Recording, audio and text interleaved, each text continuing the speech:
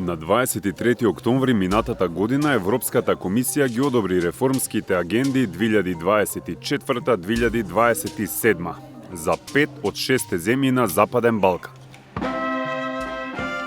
Веќе следниот ден, председателката на комисијата го посети Скопје. North Macedonia has done a great job. It's an excellent reform agenda that we have there. And now we should be able to start with a pre-financing of 52 million euros by the end of the year. And overall, North Macedonia will receive more than 750 million euros under the growth plan.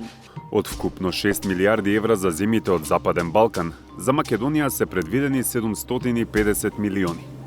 1/3 неповратни, 2/3 поволни заеми, но исплатите се условени со исполнување конкретни реформи. Планот за раст и реформската агенда не е само услов за интеграција, таа е инструмент за оздравување на нашето општество. Интеграциите и растот се наш компас, но реформите мора да бидат наши одлуки, наши политики, наше национално зрење. Како всушност функционира целиот процес? Реформската агенда за Македонија опфаќа 136 активности распоредени во 5 приоритетни области. Управување со јавни финанси и реформа на јавната администрација, зелена енергија и дигитализација, човечки капитал, развој на приватниот сектор и деловна средина и фундаментални вредности и владење на правото. 7% или 52,5 милиони евра се даваат однапред. Тие веќе се исплатени во март годинава. Другите ќе доаѓаат во транши, зависно од тоа дали државата ќе ги исполни реформите во рокот што го ветила. Или сликовито, за секоја од 136 активности има краен рок. Ако владата ја заврши активноста во тој рок, испраќа извештај до Европската комисија каде се приложуваат и докази за сработеното. Комисијата во рок од 15 дена го разгледува и оценува напредокот и доколку е задоволителен, се одобрува исплатата на средствата. Доколку некоја обврска не е навремено исполнета, постои период од 1 година во која земјата може да се коригира. За целосно да се искористат средствата, реформите треба да се комплетираат до декември 2027 година. Првиот сериозен тест за земјава дојде во март годинава. До тогаш требаше да се исполнат 5 активности, претежно измени на закони. И тоа во Законот за трговски друштва со воведување нови правила за назначување независни членови на одбори во трговски друштва во државна сопственост, Законот за јавна внатрешна финансиска контрола, како измени во Законот за буџетите, вклучително и формирање на регистар на јавни субјекти. Министерот за европски прашања Орхан Муртезани вели дека тие обврски се исполнети и се чека исплатата.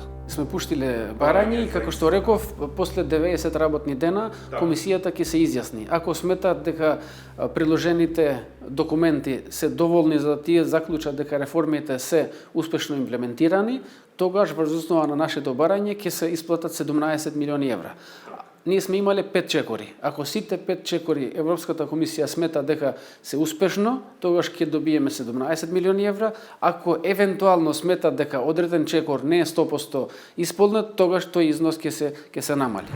Следниот рок за испорака е крајот на јуни, за кога е предвидено да се завршат уште 16 чекори.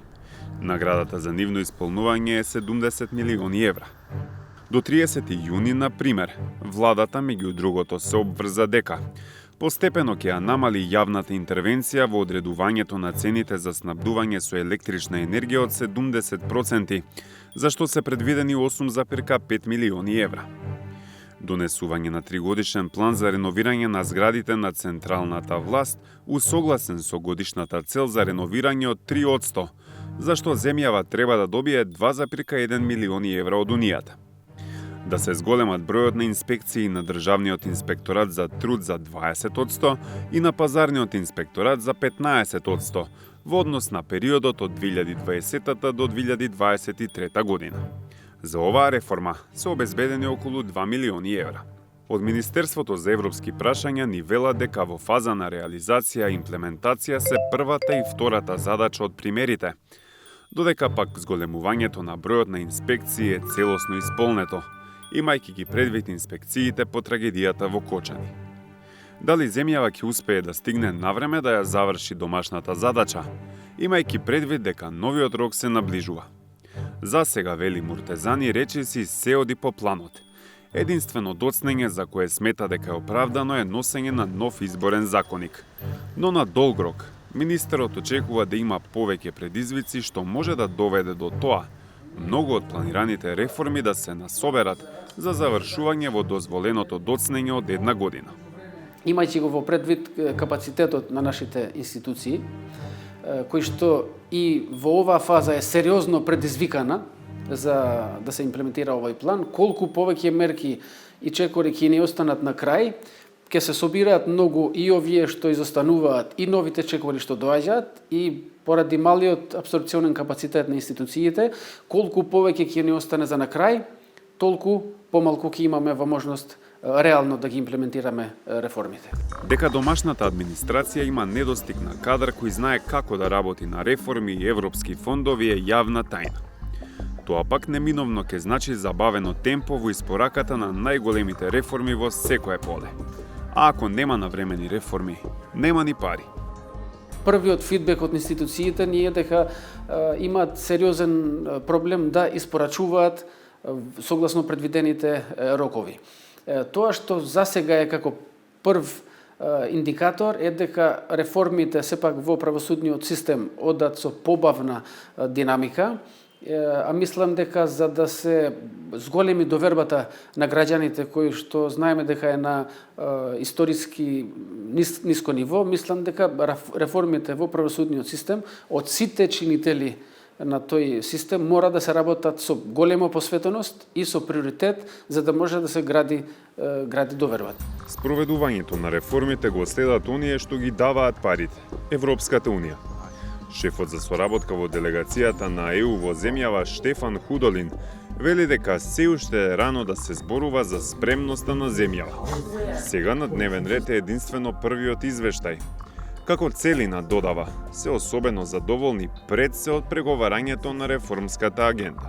We need now to look together with the authorities, okay, how is it going? Not to be surprised when end of June comes, what was achieved and what not. Because when it comes, for example, to legislative packages that will need to be adopted, we do not want ticking the box that the package was adopted, but we want to have a good quality law, that it is consulted and that it represents the EU acquis. So all these steps need to happen before end of June. Очекувањата на Европската Унија се јасни. Квалитет на реформи и навремено испорачување. Оти голем дел од темите опфатени со реформската агенда ќе бараат и голема политичка волја од сите чинители, како и општествен консензус.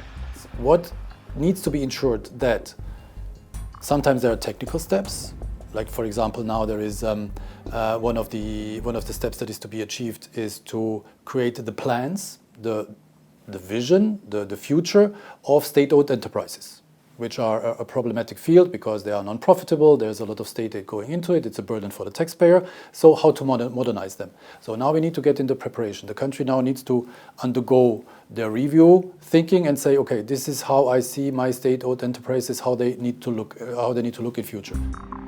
Сумирано, Европската Унија нуди помош и во знаење и во пари. Но домашната работа треба да ја завршат македонските институции. Како што порачуваат од Брисел, времето за штиклирање е поминато. Сега се брои само реален напредок.